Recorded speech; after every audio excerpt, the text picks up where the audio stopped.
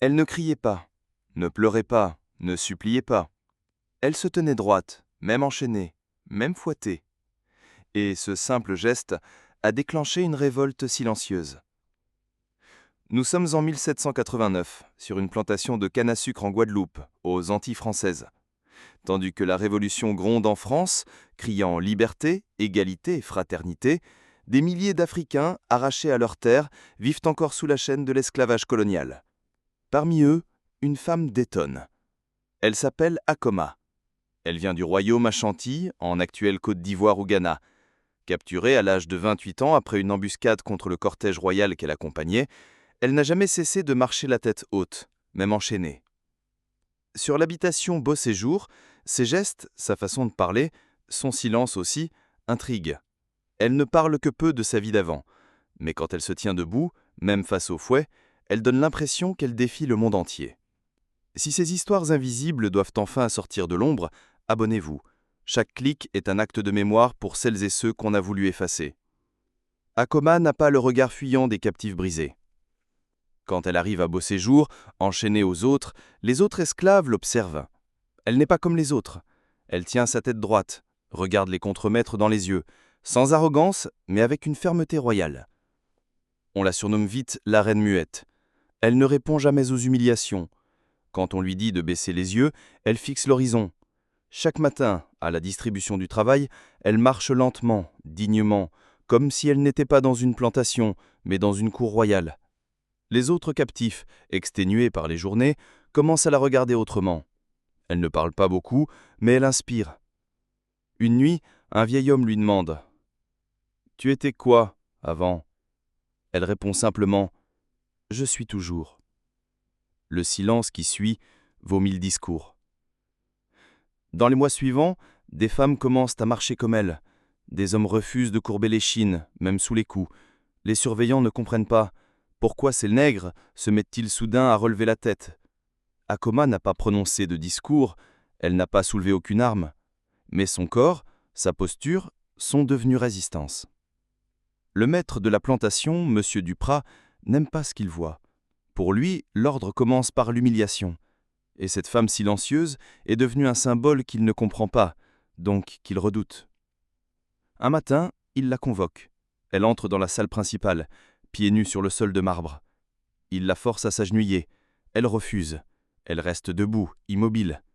Les soldats tentent de la forcer. Elle chute, se relève, toujours droite, toujours digne. Duprat ordonne alors un châtiment public. Devant toute la plantation, Akoma est attachée à un poteau. Vêtue d'un simple pagne, le dos déjà marqué par les travaux forcés, elle reçoit les premiers coups de fouet. Mais ne crie pas, ne supplie pas, elle regarde le ciel. Ses yeux ne clignent pas. Ce jour-là, personne ne détourne les yeux. Même les enfants esclaves, d'habitude gardés à l'écart, regardent. Et dans le silence du supplice, quelque chose naît. La nuit suivante, 3 esclaves refusent de sortir pour travailler.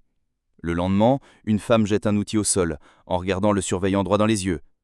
En quelques jours, la plantation entière ralentit. Les regards changent. Les esclaves ne parlent pas, mais ils refusent de ramper. Akoma, malgré les plaies, continue à marcher, droite, noble. Des années plus tard, en 1804, après l'abolition temporaire de l'esclavage pendant la Révolution, un jeune écrivain créole nommé Jean-Baptiste Delmas raconte dans un de ses carnets le souvenir d'une femme noire, droite comme une reine, qu'il avait vue étant enfant lors d'un séjour sur l'habitation Beau Séjour. Il ne se souvient pas de son nom, mais il se souvient de son silence, de sa stature et de la peur étrange qu'elle inspirait au maître. Il écrit « On aurait dit qu'elle n'avait pas été capturée, mais qu'elle nous observait, nous, enchaînés à nos privilèges. » Ce carnet est retrouvé 2 siècles plus tard dans une bibliothèque de Fort-de-France par une chercheuse martiniquaise nommée Sarah Montrose.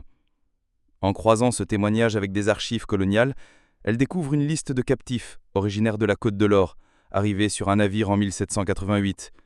Sur cette liste, un nom unique, Akoma Fitnitima, veuve du roi d'Annecy. Elle était bien de sang royal, et jamais elle n'avait trahi son rang.